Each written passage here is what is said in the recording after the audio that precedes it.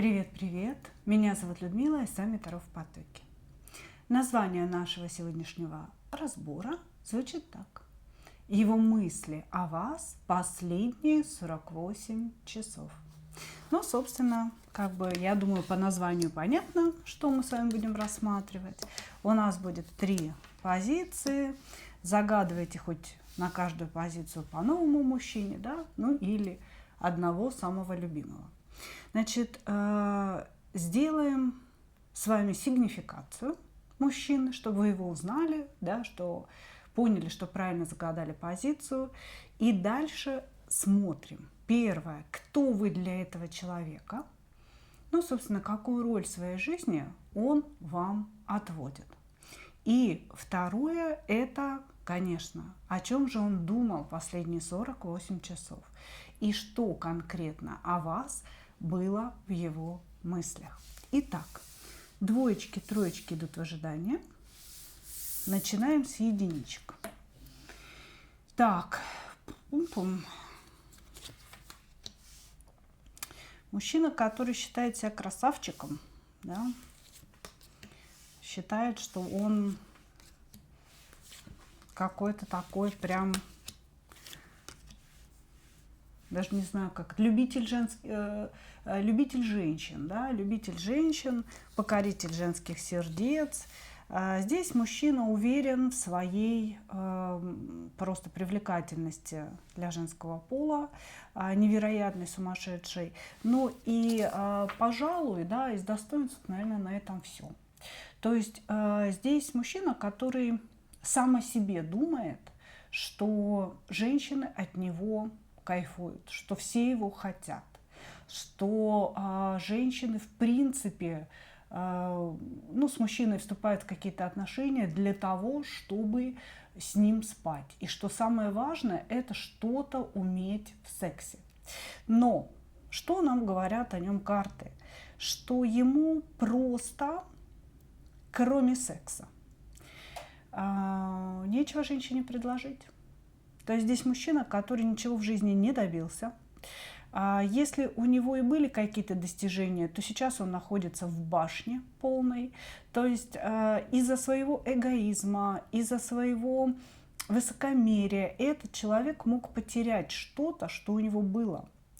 Может быть, круг друзей каких-то, может быть, жену, да, может, он развелся. Здесь, кстати, не показано этого, но человек находится в состоянии потери чего-то очень важного, да, и проблема-то в том, что он не совсем понимает, что дело в нем. Он не понимает, что это его эгоизм, зацикленность на своих потребностях и желаниях привело вот к этой башне, да, то есть вот все, что он делал, все, что он думал, привело его на какой-то край, да, жизни. Вот, значит, человек глубоко нарциссичный, человек считает, что он всегда и во всем прав.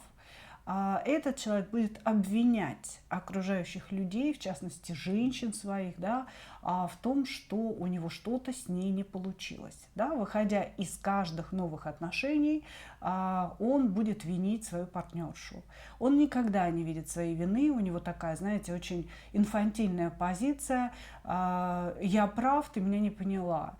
Я просто искал себя, поэтому не работал 3 года, да, а ты как бы должна была все это принимать, понимать и ждать. Вот. Ну, это к примеру, да. Здесь идет такая очень-очень сильная зацикленность на себе и очень серьезная уверенность в том, что вот его жезл вместе с какими-то умениями в постели, да, будут всем нужны. Ну, не знаю, откуда у него вообще это все взялось в голове.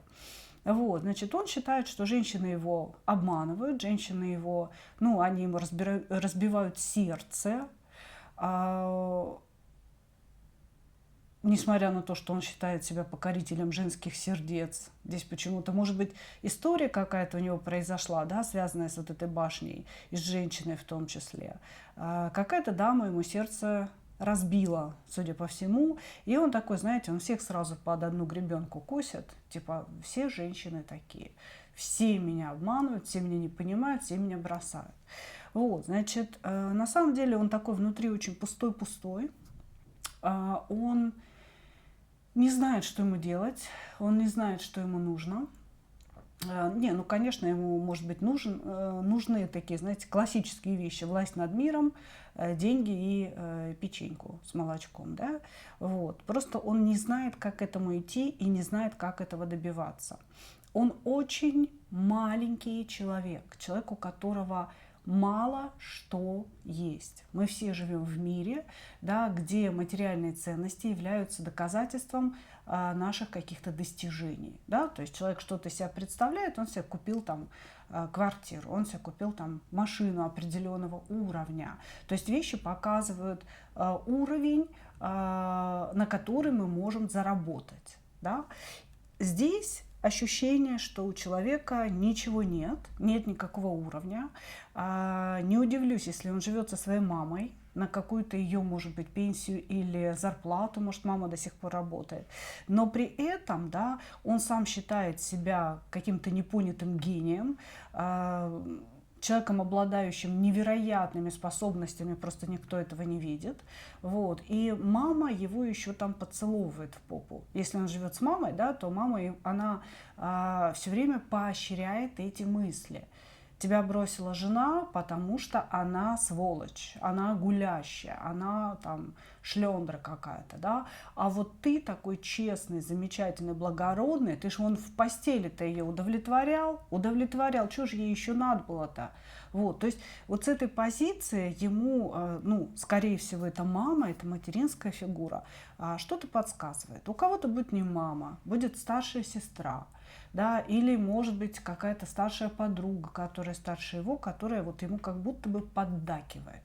Вот, то есть у него есть такой советчик, но человек пустой. Почему-то считает, что если он что-то может предложить в постели, то, в принципе, больше ничего не надо. Ну, вот как странная какая-то, вот странный какой-то акцент. Хорошо, кто вы для этого мужчины? Кто вы для него?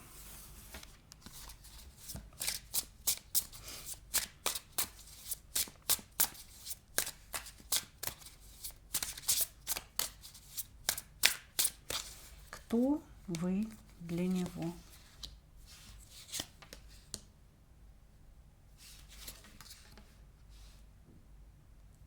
Угу.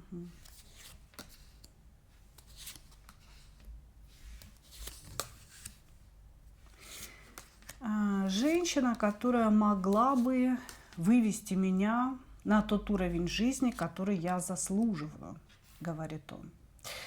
Вы очень важная женщина, причем вы как будто бы знаете, как зарабатывать деньги, полностью реализованы. И как будто бы, знаете, вот вы и мудры, и опытны, и обладаете какими-то материальными ценностями. Потому что девятка, десятка пентаклей. Кто вы для него? Девятка, десятка пентаклей в перевернутом положении. Дело в том, что эта колода называется «Между», да, и здесь сразу два аркана выпадают на одну карту. Вот, значит, поэтому я так говорю. В перевернутом положении что это значит? Это значит, что все у нее есть, все у нее классно, да, как бы и сама она реализована, и благосостояние есть, и деньги, и зона комфорта, но, к сожалению, мне это не принадлежит. То есть это женщина, которая могла бы, то есть он все, что связано с вами, употребляет в неком сослагательном наклонении, да, то есть могла бы дать мне это благосостояние, могла бы обеспечить мою зону комфорта, могла бы принять меня таким, какой я есть, да, подсказать мне, как мне жить, поставить меня на какое-то определенное место, создать у меня внутренний стержень, ощущение, что я-то император, но нифига этого не сделала. Понимаете? То есть как бы женщина все это могла бы сделать, но она этого делать не захотела. Вот, значит, вы знаете друг друга достаточно давно, это не какой-то новый ваш знакомый. Может быть, он периодически появляется в вашей жизни, да, ушел, пришел, пришел, ушел. Человек о вас мечтает. Вообще, в принципе, вы, я бы сказала, такой идеал. у него в голове сформирован идеал женщины, и вот на этом месте как раз ваш портрет находится. Значит, здесь мужчина пытался применить к вам какие-то манипуляции, махинации, вплоть до того, что он может увлекаться здесь магией, ну, какими-то эзотерическими дисциплинами и считать, что обладает тайными знаниями, да. Кто-то из ваших молодых людей, те, кто действительно увлекается, мог здесь там свечки жечь, заговоры какие-то заговаривать, что-то такое делать на вас, да, пытаться как-то вас к себе развернуть. Нифига это ничего не сработало. Вот, значит, у кого-то, если это не магия, то это были какие-то манипуляции, типа, знаете, ночные сообщения с сердцами, или что-то такое сказал двусмысленно и замолчал, догадайся сама, я тебя люблю, не люблю, и что вообще будет. Понимаете, то есть здесь он пытался вами манипулировать. Ничего с вами не сработало. Кто вы для него? Вы для него идеальный партнер, идеальная партнерша, с которой он хотел бы какой-то идеальной жизни. Ему кажется, что если бы вы поддались бы на его манипуляции, если бы вы были рядом с ним, то вот его жизнь, она сразу бы, знаете, вот как-то вот врата рая бы открылись, и она бы сразу засверкала всеми цветами радуги, всеми цветами счастья. Я был бы с ней счастлив. Но для него счастье – это как раз то самое благосостояние, зона комфорта. Когда есть деньги, да, ну, их не надо зарабатывать, они как-то есть, сами по себе, понимаете? Вот. Ну вот у него такая внутренняя иллюзия. Вот, значит, и поэтому вы очень важная женщина, некий идеал, которая не поддалась, которая не далась, и которая не захотела его никуда вести, значит, доводить до счастливого будущего, скажем так, вот, и, скорее всего, поставила какие-то точки. То есть здесь было ваше решение об окончании этих отношений. Вот он говорит, да, она мой идеал, но она меня не захотела, не знаю почему, я же просто мистер великолепия, да, как бы, ну вот как-то так, вот как-то так. Хорошо. Что он думал о вас последние 48 часов?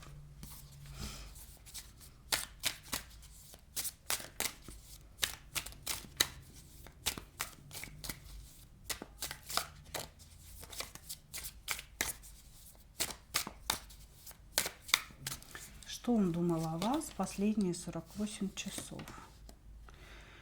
Слушайте, он не просто о вас думал, а он как-то что-то планировал. Все как-то вернуть назад. Давайте позабудем, что между нами произошло. Возвращайся, я весь твой. Вот, значит, смотрите, здесь человек хочет выйти из состояния молчания с вами. Он хочет, чтобы вы изменили свои решения какие-то. И для этого он опять приготовил какие-то манипуляции-махинации. Потому что он говорит, что ну, как бы я должен создать у нее иллюзию, что я мужчина ее мечты. Она должна начать мечтать обо мне, закрывать на многие вещи глаза, и тогда, да, и тогда как бы она поменяет свое решение. Вот, значит, что он о вас думал? Ну, во-первых, у него очень много эротических мечт в вашу сторону. И еще, знаете, какая вещь? Ощущение, что раньше у него был доступ к каким-то вашим страничкам, где он видел ваши фото. А сейчас у него этого доступа нет. Понимаете? И он так фантазировал очень активно, да, чуть ранее, а сейчас как будто не может фантазировать о вас. Понимаете? Ну, то есть фантазии – это именно фантазии, а опереться им не на что. У него здесь идут какие-то мысли, сожаление о том, что, вы знаете, допустим, заходит на вашу страничку в инсту, да, хоба, заблокирован, да, блин, не могу посмотреть. Заходит там в WhatsApp, что-то хочет вам написать, заблокирован, не может написать. То есть у него есть ощущение ваших ограничений каких-то. и ему это очень сильно не нравится, он об этом думает, это распаляет его еще больше. То есть раньше человек фантазировал эротически, глядя на ваши фото, да, сейчас фото ему недоступны, такое ощущение, и он как бы еще на это и злится. Ну, то есть вот такие вот мысли, здесь как-то оно все вместе, вот. Потому что он все время говорит о том, что вы его ограничили в общении с собой, естественно. Вот, что он еще думал? Вот он и думал, собственно говоря, как-то обойти эти ограничения, появиться вновь в вашей жизни, обнулить все, что до этого было, сделать так, чтобы вы не обижались, чтобы вы снова как-то начали на него смотреть вот по-новому, да, грубо говоря, любимая, забудь все, что было. Вот, я все прощу. И, значит, что еще дальше? И начать какой-то новый виток. Вот что он хочет. Почему? Ну, потому что он находится в Луне, да, он находится в неком залипоне относительно вас. Долгое время ждал, что вы появитесь, проявитесь, что вы ну, как-то сами предложите решение проблемы. Вот. Этого, судя по всему, не произошло. И вот у него сейчас там какой-то план X созревает в голове. Вот. Поэтому, да, он думал о вас, он постоянно о вас думает, он в Луне находится. То есть он постоянно думает о вас, но какое-то, знаете, такое у меня ощущение по поводу вашего персонажа, что он не очень умен. То есть думать-то он думает, голову-то он напрягает, но не выдает у него его мозг какое-то правильное решение. Понимаете? Тут вот он такое ощущение хочет все по кругу запустить. Когда-то вот она же мне верила, когда-то она обо мне мечтала, значит, это возможно сделать снова. Ну, то есть вот так. Он не поменялся, нет, абсолютно. Он просто хочет старыми методами влезть, ну, скажем так, в какие-то уже глубоко подсевшие джинсы, я бы сказала так, да. Благодарю вас, единички, двоечки. Кто к нам пришел? Ну, здесь человек с таким, знаете, избегающим типом привязанности, да, избитые уже эти все выражения у нас. Человек, который, как только вы начинаете проявлять внимание в его сторону, он убегает. Он убегает.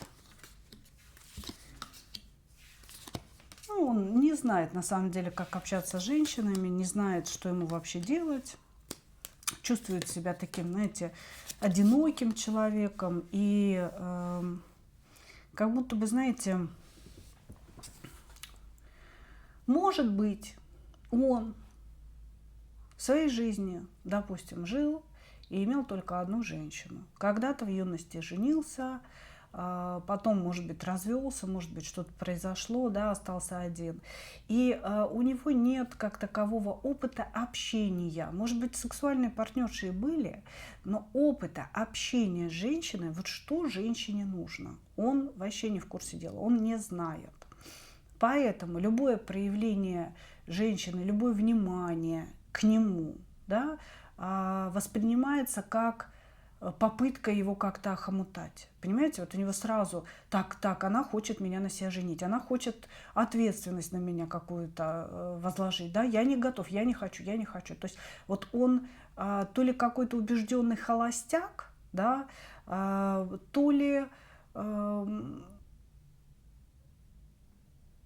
ли, может быть, он, конечно, не убежденный холостяк, но вот он почему-то боится ответственности, причем финансовой ответственности за женщину. Он боится женщин вообще боится. И на самом деле он жадноват, да, жадноват. Может быть, у него есть там свое жилье, работа какая-то даже неплохая, но он жадноват и как-то, знаете, так вот прижимист. Он такой, типа, вот мне самому не особо хватает, да, а если у меня еще женщина появится, ну вот как, надо же на нее тратиться, надо же ее там в кафе водить или еще куда-то, это лишние расходы, вот он еще как-то этот момент в голове держит. Вот, значит, на самом деле он очень такой кубковый. И если вы с ним сблизитесь поближе, да, вот у меня просто ощущение такое, что между вами как таковых отношений нет. Что, может быть, это какой-то коллега по работе или какой-то человек из общей компании друзей, который все время вас сторонится, да, но тем не менее вы чувствуете от него исходящую какую-то вот симпатию, какую-то энергию, да, энергетически притянуты друг к другу. Вот, значит, мужчина, если вы сблизитесь, да, покажет себя очень-очень нежным, очень ласковым, он очень тактильный, он любит обниматься, он любит засыпать вместе, он будет там гладить по волосам, целовать. Это не человек про какой-то такой, знаете, голый секс, например, или голую страсть. Скорее даже страсть ему не свойственна, понимаете? Ему свойственна какая-то осторожность, страх в сближении, да? Может быть, он не уверен в себе. Здесь мужчине нужно будет давать какую-то уверенность, да, может быть, там чему-то учить и так далее. Но вот у него, знаете, вот это вот избегание, оно основано именно на неуверенности в себе, как в мужчине. Что я могу дать в постели, да, что я могу дать в жизни, да, вот я лучше как-то сам, я как-то лучше один, да, боюсь я этих всех женщин, они такие непознанные, они такие глубокие все. Вот, как бы я боюсь опростофилиться. Вот в чем дело. Понимаете, это не то, что он там считает женщин очень меркантильными. Ну, вот он просто сам такой прижимистый. Просто он не понимает женскую природу, не знает, как общаться. И, ну, как-то, знаете, вот это все отодвигает, считает, что лучше я как-то один. Да? Ну, его в баню в этом всем разбираться. Хорошо. Кто вы для этого мужчины?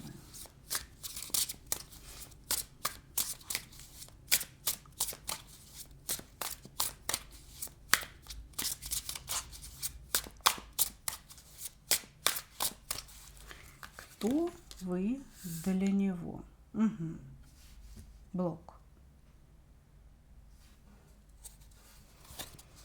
Но еще действительно ничего не происходит. То есть он старается как-то вас прям совсем не замечать, я бы сказала. Сейчас я спрошу, что это значит.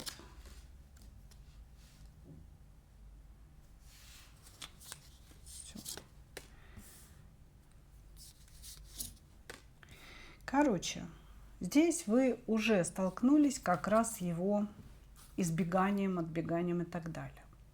Значит, действительно, когда человек с вами познакомился, когда он вас увидел, его как будто бы поразил гром среди ясного неба. Да? То есть здесь человек вдруг ощутил, может быть, что встретил ту самую, может быть, что какой-то переломный момент в его жизни наступил. Понимаете? Причем хороший. Ему как будто бы здесь говорят: слушай, посмотри, госпожа удача повернулась тебе лицом. Но он очень сильно испугался. Это не может быть правдой, сказал он себе. Да, вот он, допустим, вас увидел, и какая-то химия возникла, какая-то искра там заискрилась и так далее.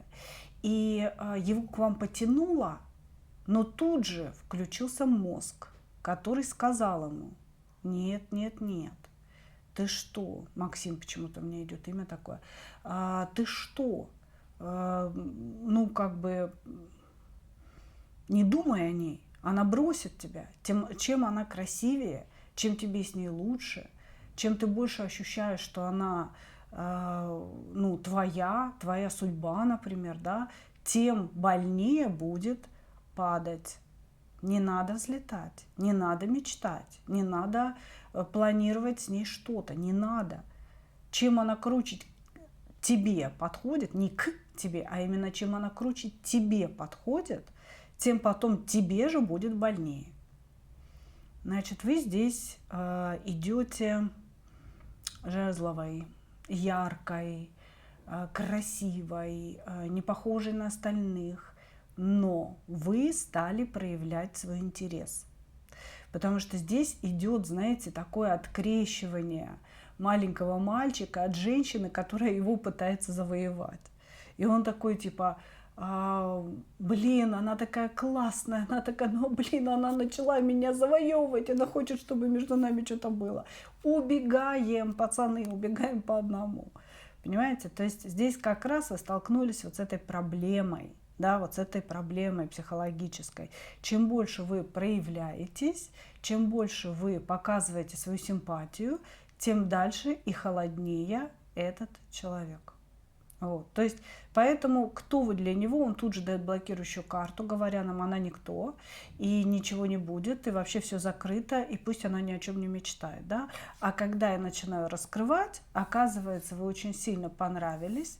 Да? Звезда, страшный суд, колесо фортуны. Это когда человек такой: ёкарный бабай, судьба, судьба, судьбинушка, да, как же мне вот это все как бы вспыхнуло-то у меня внутри. Вот, и как мне это все пережить теперь.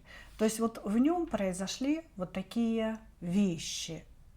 И сработал механизм психологической защиты. Человек стал от вас убегать. Хорошо. Давайте посмотрим сейчас.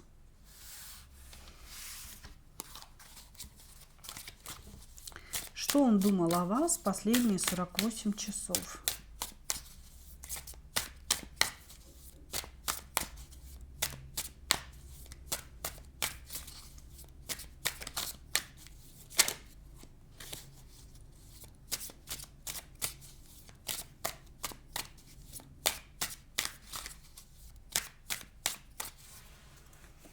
Что он думал о вас последние 48 часов?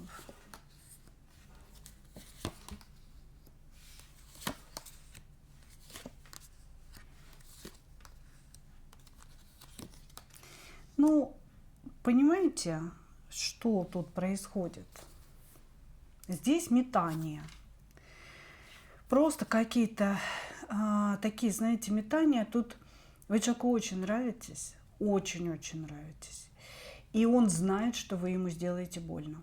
Вот он такой: блин, меня к ней безумно тянет. Я знаю, что эта женщина просто вскроет мне вены. Чем сильнее меня тянет, тем мне будет хуже потом. Значит, поэтому здесь, конечно, его кидало из стороны в сторону, я бы так сказала.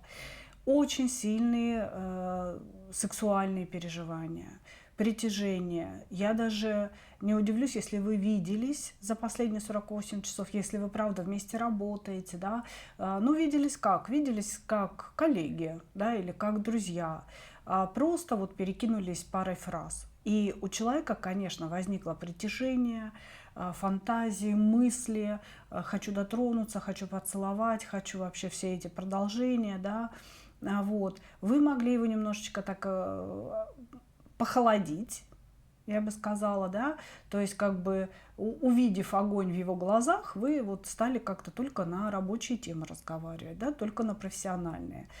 Именно потому, что вы знаете об вот этой его особенности, вы ее уже увидели, вот.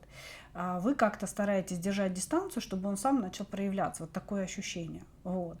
Значит, его мысли были о том, как же меня к ней тянет, но я знаю, что она сделает мне больно, значит, я должен сделать больным первым.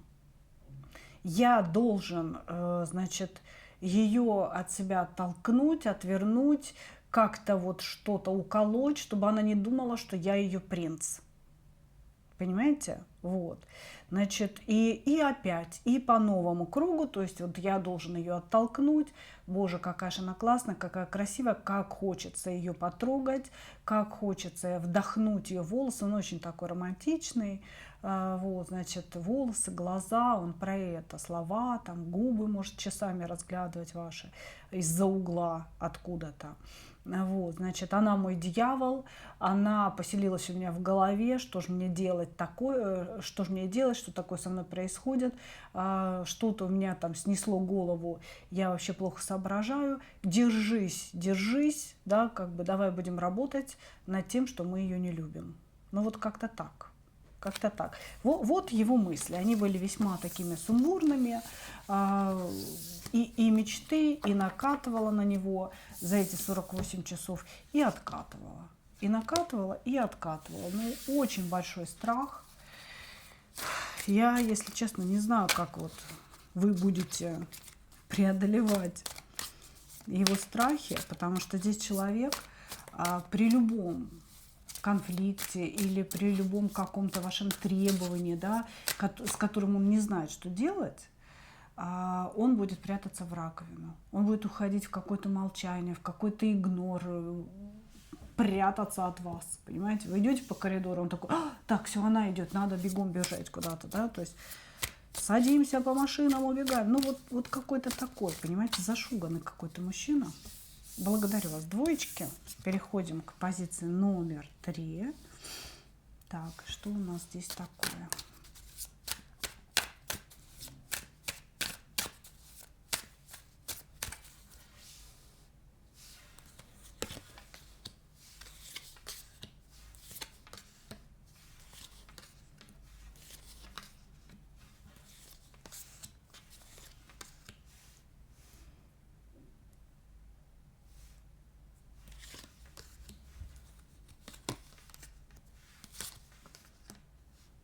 Что у нас сегодня? Блоки на блоках.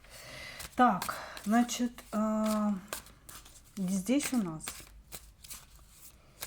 очень сильный мужчина, который сейчас находится в колоссально потерянном состоянии.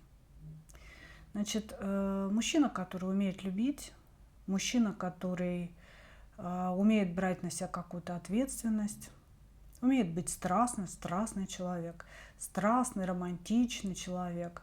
Это человек-достигатор, завоеватель по жизни.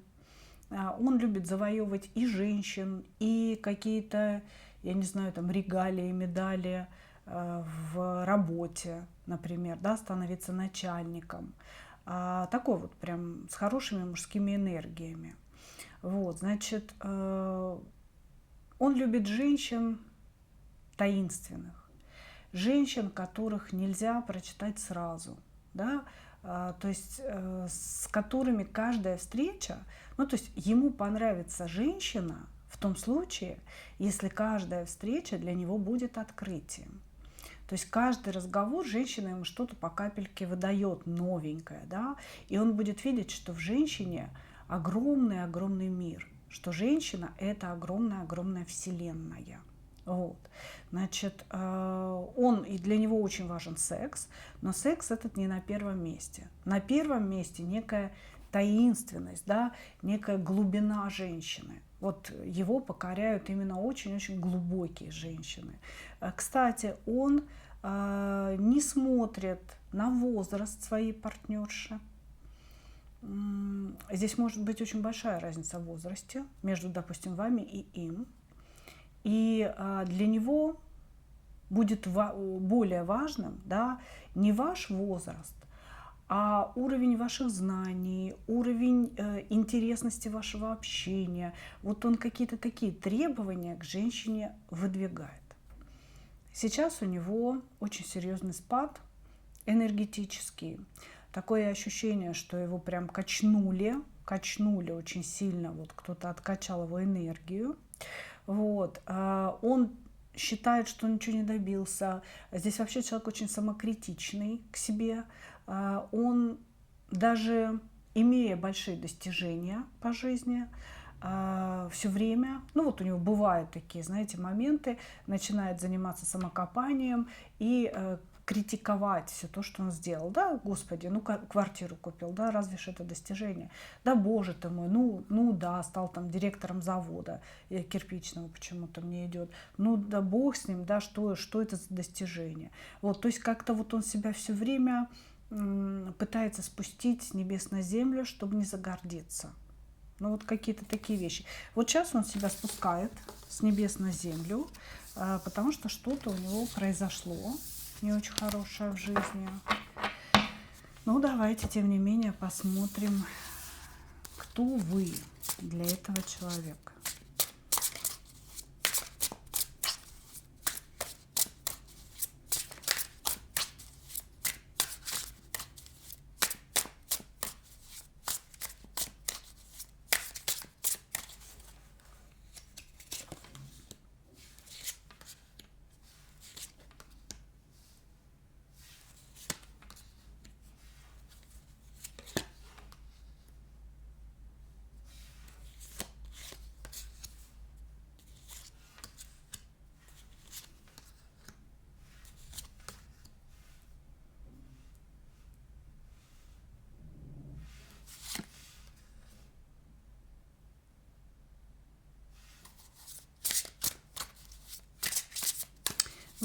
поругались.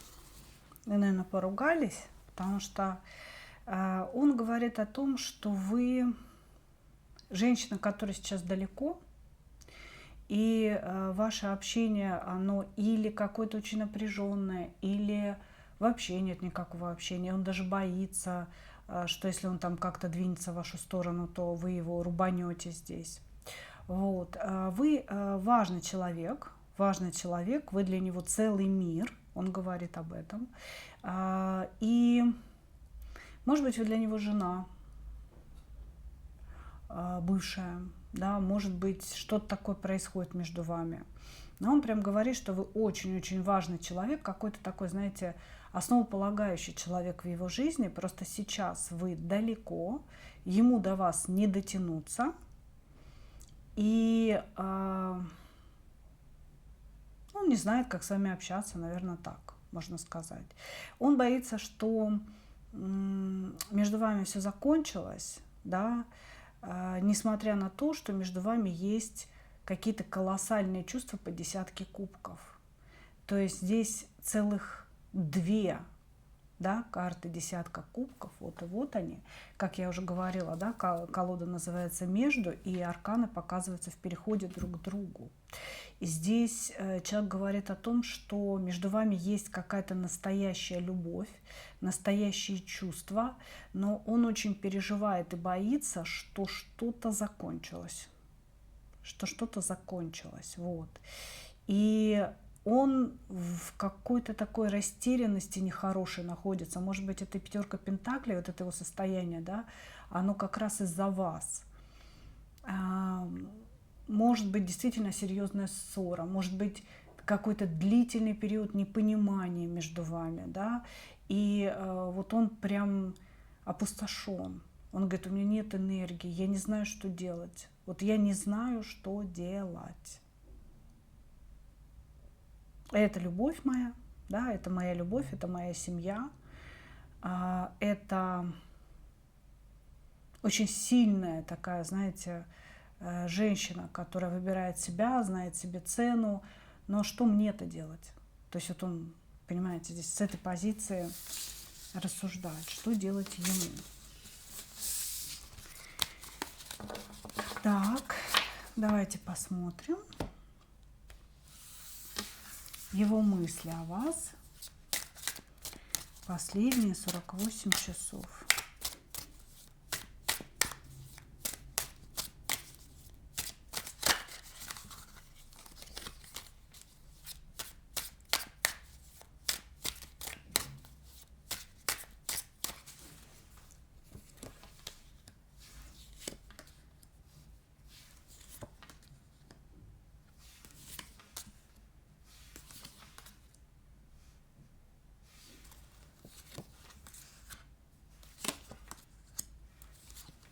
Здесь какое-то прям такое, знаете, опустошение. И опять блоки. Да ёкарный бабай, что такое-то? Значит, боится, что все закончено. Боится, что вы не найдете общего языка друг с другом. Вспоминает какое-то прошлое, где вы любили друг друга, где была взаимная любовь и уверенность вот в этой любви. Значит, он считает, что, ну, я бы сказала так, человек очень сильно боится, что больше ничего между вами не будет, что не будет никакого продолжения. Очень боится на самом деле этого блока. Вот. Но он абсолютно не знает, что делать. В его мыслях какой-то такой хаос, как будто бы, знаете, человек бы предложил вам решить что-то за него. Реши что-то за меня. Скажи мне, как делать, как поступить, да, что думать, что делать в твою сторону. Я подчинюсь, я соглашусь. Вот он о чем думает. Он думает о том, что у вас было какое-то соперничество, из которого вы вышли не захотев его продолжать, не захотев там трепать себе нервы. И получилось так, что вы в этом споре как бы выиграли. Тем, что вы вышли, тем, что вы не стали ничего выяснять, сказали: слушай, иди разберись в себе. Да, вот как-то так вы это сделали. И какие-то манипуляции его не сложились, да, что-то такое не получилось у него. Хотел он как-то вас там, может быть, разговор построить так, чтобы выйти молодцом, да, не получилось. Короче говоря, все вот эти мысли, уход в прошлое, во времена, когда между вами было тепло, хорошо, все понятно, вот как-то он все время куда-то в прошлое ныряет, вот тогда было хорошо, вот тогда было спокойно, вот тогда было понятно. Вот, значит, а в настоящем он пребывать не хочет, потому что у него внутри вот прям колоссальное ощущение потери, стресса и вот безвыходности. Просто вот безысходности. Это называется безысходность. То есть когда человек внутри бессилен.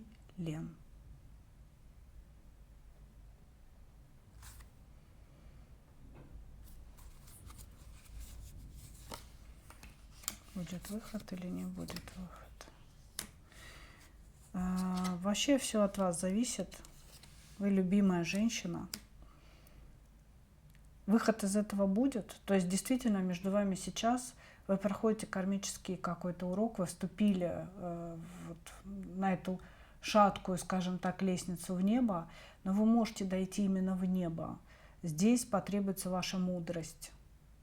Ваша мудрость, ваше принятие, ваша кубковость, ваша любовь. Если вы любите его, если речь о вашем муже, действительно здесь что-то такое серьезное, вы все-таки императрица здесь показано. Здесь вообще вот все зависит от вас. Все зависит. Что хотите, то и получите.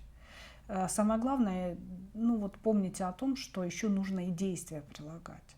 Да, то есть просто вашей мудрости и ожидания, когда же он там что-то решит, недостаточно. Нужно и принять какое-то мудрое решение, и донести это мудрое решение до мужчины. Он готов согласиться на что угодно, чтобы быть с вами, но он об этом не знает. Он не знает, на что нужно идти, на что нужно соглашаться. То есть здесь как бы от вас зависит вообще все, и вы решаете все, как нам говорят. Ну что, мои дорогие, благодарю вас. Такой вот получился сегодня расклад. Я, как обычно, хочу пожелать вам только одного. Встретить свою настоящую любовь и не потерять в ней себя. Ну а мы увидимся с вами в следующих видео. Пока-пока.